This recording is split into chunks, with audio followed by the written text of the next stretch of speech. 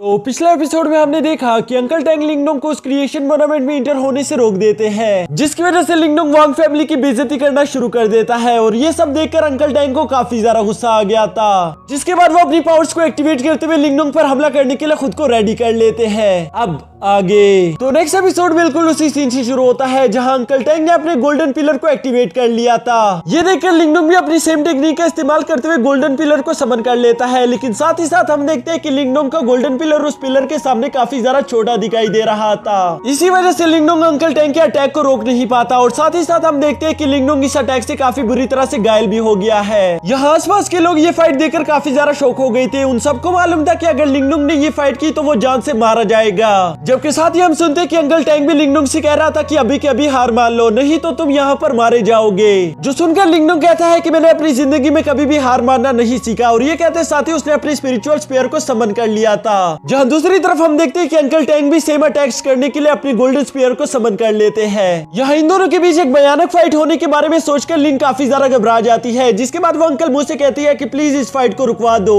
नहीं तो हम ये बात अच्छे से जानते हैं कि लिन इस फाइट में बहुत बुरी तरीके से मारा जाएगा। जो सुनकर अंकल मुझे कहते हैं कि ये बात तो ठीक है कि लिन हमारी फैमिली से बिलोंग करता है, लेकिन इस वक्त हम उसकी कोई मदद नहीं कर सकते, क्योंकि अगर हमने इस फाइट में दखल अंदाजी करने की कोशिश की तो वांग क्लैन और हमारे लिन क्लैन के बीच एक जंग शुरू हो सकती है। जबकि यहाँ दूसरी तरफ हम मैदान में देखते हैं कि लिंगडोंग अपने स्पिरिचुअल स्पीयर को लेकर अंकल टैंग पर अटैक करने के लिए आगे बढ़ गया था, जो देखकर अंकल टैंग अपने गोल्डन स्पीयर से एनर्जी टोर्नेडो अटैक कर देते हैं। इस अटैक की वजह से हम देखते हैं कि लिंगडोंग वापस गिरकर पीछे आ गया था, और यहाँ पर लिंगडोंग को एहसास हो जाता है कि वो इस तरह से अंकल टैंग को नहीं हरा सकता, उसे जरा हटकर सोचना होगा। जिसके साथ ही हम देखते हैं कि लिंगडोंग अपनी ड्रैगन एप ट्रांसफॉर्मेशन टेक्निक को एक्टिवेट कर लेता है, जिसे देखकर वहां पर मौजूद आसपास के लोग काफी ज्यादा शॉक हो गए थे, क्योंकि उन्हें मालूम था कि लिंगडोंग इस ड्रैगन एप ट्रांसफॉर्मेशन फॉर्म में आने के बाद कितना ज्यादा खतरनाक हो जाता है। यहाँ मैदान में हम देखते हैं कि लिंगडोंग बहुत ही तेजी के साथ टेलीपोर्ट होकर अंकल टैंग के पीछे आ गया था, जिसके साथ ही वो उन्हें हिट करते हुए पीछे हटा देता है। लेकिन साथ ही साथ हम देखते हैं कि वो इस अटैक के बाद रुका नहीं था, वो बड़ी तेजी के साथ टेलीपोर्ट होकर जाकर अपना सेकंड अटैक कर देता है। इस सेकंड अटैक को हम देखते हैं कि मास्टर टैंग ने अपने गोल्डन स्पीयर से बहुत ही मुश्किल के साथ ब्लॉक किया था, जिसके साथ उन्हें बहुत ज्यादा तकलीफ भी हो रही थी,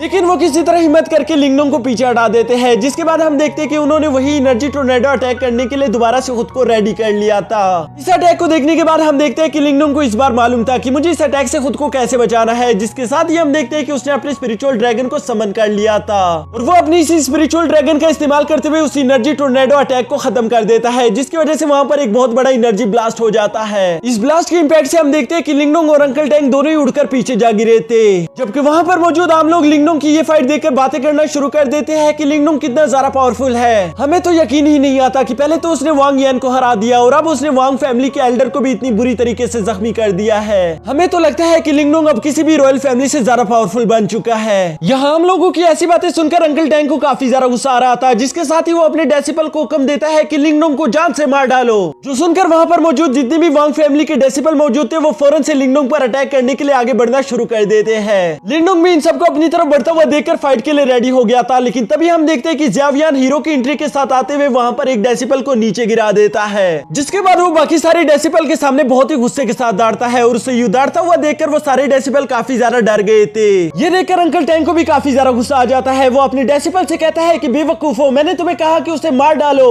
तो तुम लोग इंतजार किस बात का कर रहे हो। ये बात सुनकर वो डेसिपल एक साथ लिंगडोंग पर अटैक करने के लिए आगे बढ़ना शुरू कर देते हैं, लेकिन इससे पहले कि वो लोग लिंगडोंग को टच कर पाते वहां पर एक बहुत बड़ा एनर्जी ब्लास्ट होता है, जिसके साथ ही हम देखते हैं कि लिंगडोंग ने अपने हाईफुक वाई पपेट को समन कर लिया था। इस हाईफुक वाई पपेट को अपने सामने देखकर वहां पर मौजूद जितने भी लोग थे वो लिंगडोंग से काफी ज्यादा इंप्रेस हो जाते हैं। यहाँ तक कि अंकल बू भी ये कहने पर मजबूर हो गए थे कि मानना पड़ेगा कि लिंगडोंग के पास काफी ज्यादा अच्छे टेक्निक्स मौजूद है, और इसके साथ साथ उसने एक साल में अपनी पावर्स को भी काफी अच्छे से ग्रो कर लिया है। मुझे तो यकीन भी नहीं आता कि ये वही लिंगडोंग है। यहाँ जब ये सब लोग अपनी आंखें फाड़ फाड़ के उस हाईफुक वाई पपेट को देख रहे थे, तभी हम देखते हैं कि लिंगडोंग उस पपेट को एक्टिवेट करने के लिए अपनी फुल एनर्जी का इस्तेमाल करना शुरू कर देता है। इस एनर्जी को उस पपेट में डालने के बाद हम देखते हैं कि वो पपेट फौरन से एक्टिवेट हो गया था, और उसके एक्टिवेट होते ही लिंगडोंग उससे कहता है कि हमला करो। ये सुनते ही हम देखते हैं कि उस पपेट ने बड़ी तेजी के साथ जाकर अंकल टैंग पर अटैक करना शुरू कर दिया था, जिसे अंकल टैंग रोकने की अपनी पूरी कोशिश करते हैं, लेकिन हम जानते हैं कि उस पपेट की एनर्जी काफी ज्यादा है, इसलिए अंकल टैंग उसके सामने टिक नहीं पाते और उनकी शील्ड टूट जाती है। जिस मौके का फायदा उठाकर हम देखते हैं कि लिंगडोंग अपनी जेड बॉडी टेक्निक से अपना फाइनल अटैक कर देता है, और इस अटैक से हम देखते हैं कि अंकल टैंग काफी बुरी तरह से घायल हो गए थे। जिसके बाद लिंगडोंग उनसे कहता है कि कभी भी दोबारा मेरा रास्ता रोकने की हिम्मत मत करना, और ये कहते साथ ही वो ज़ेवियन के पास जाकर उसका भी शुक्रिया अदा करता है, क्योंकि अब तक हमने देखा है कि ज़ेवियन लिंगडोंग को बचाने के लिए बिना सोचे समझे किसी भी खतरे में कूद जाता है। इसके बाद लिंगडोंग बिना और वक्त जाया किए फौरन जंप मारकर उनमें से एक सीट पर कब्जा कर लेता है, जहां मिस मुकिन उसे कंग्रेचुलेशन करती है कि उसे भी सीट मिल गई। और साथ ही साथ वो लिंगडोंग की काफी ज्यादा तारीफें भी कर रही थी कि उसने आखिरकार एक एल्डर को हरा दिया है। ये सुनकर वोंग यन मुंह बनाते हुए कहता है कि इसमें कौन सी बड़ी बात है, उसने वैसे भी एक पपेट का सहारा लिया, वो अकेले कभी भी ऐसा कुछ भी नहीं कर सकता। जो सुनकर लिंगडोंग मजाकिया अंदाज में कहता है कि शायद तुम भूल गए, लेकिन मैंने तुम्हारे मुंह पर भी कुछ अच्छे थप्पड़ मारे थे। यहाँ लिंगडोंग की ये बात सुनकर हम देखते हैं कि वहां पर मौजूद सारे ही लोगों ने हंसना शुरू कर दिया था। अब इसके कुछ देर बाद हम देखते हैं कि क्रिएशन मोनामेंट का दरवाजा आखिरकार एक्टिवेट हो गया था, जिसके बाद ये सारे लोग बैठकर उस एनर्जी को एब्जॉर्ब करना शुरू कर देते हैं। और इस एनर्जी को एब्जॉर्ब करते करते हम देखते हैं कि ये लोग कुछ देर बाद टेलीपोर्ट होकर एक स्पिरिचुअल वर्ल्ड में पहुंच गए थे। जहां पहुंचने के बाद लिंगडोंग पहले तो थोड़ा सा शॉक हो गया था, लेकिन तभी अचानक उसको अपने सामने वही ट्रेजर ट्री दिखाई देता है। और ऐसा कहा जाता है कि इस दरख्त पर मार्शल आर्ट की दुनिया के सारे ट्रेजर मौजूद है, जिसके साथ ही हमारा यह एपिसोड यहीं पर खत्म हो जाता है। दोस्तों, इसका नेक्स्ट एपिसोड भी मैं अभी कुछ ही देर में अपने चैनल पर अपलोड कर दूंगा। उसके लिए मैं चाहता हूँ कि आप लोग मेरे चैनल को सब्सक्राइब कर लो और साथ ही साथ बेल आइकन को भी एक्टिवेट कर देना, ताकि न्यू वीडियोस की नोटिफिकेशन आपको मिल सके।